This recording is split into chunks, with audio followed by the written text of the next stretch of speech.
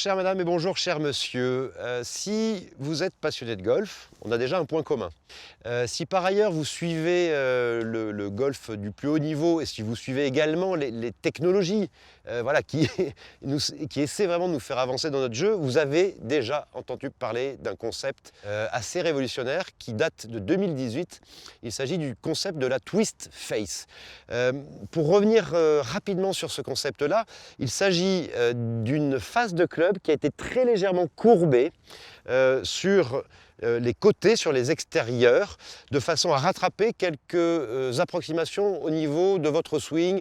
Alors pour être plus concret, on va dire que ça va vraiment aider les joueurs qui ont des petits écarts au niveau du chemin de club et de l'orientation de face de club, pour qu'au final, eh bien, la balle, non pas sortir de 20 ou 15 mètres, ne sorte de l'endroit que vous visez ou du milieu du fairway, pour être concret, ne sorte que d'une demi-douzaine ou d'une petite dizaine.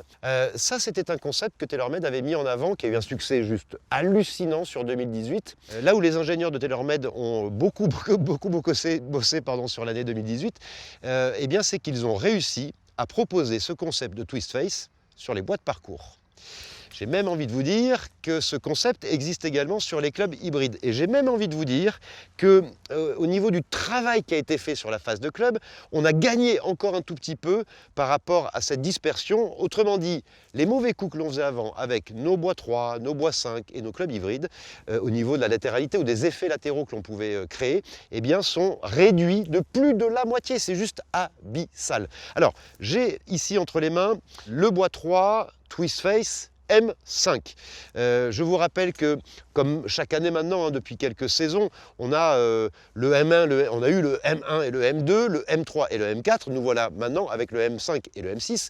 Vous connaissez peut-être la différence entre les deux.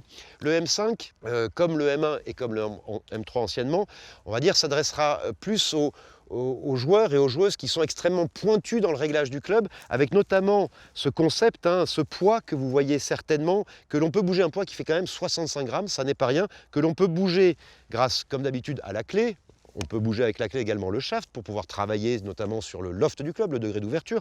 Mais avec cette clé et en bougeant latéralement ce petit poids, on va pouvoir limiter encore un peu plus un effet latéral trop marqué.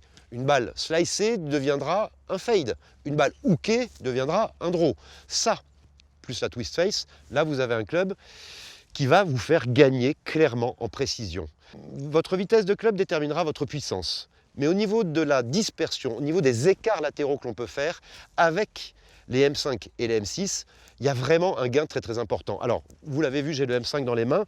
Eh bien, le M6 s'adresse à des joueurs qui déjà n'ont pas envie de trop réfléchir sur le réglage du club et qui ont plutôt envie de jouer vraiment la carte tolérance. Alors ça reste un club hyper performant, mais avec cette tête qui est un tout petit peu plus grosse, un petit peu plus volumineuse, toujours les mêmes avantages par rapport à cette twist face. On a un club qui, quand on le sort du Pro Shop, on l'aura acheté, n'aura pas besoin d'être réglé et on va pouvoir tout de suite jouer vraiment nickel chrome facilement avec, à condition que le manche soit bien réglé, en tout cas que le moteur soit adapté à votre vitesse de swing, mais ça c'est un autre sujet.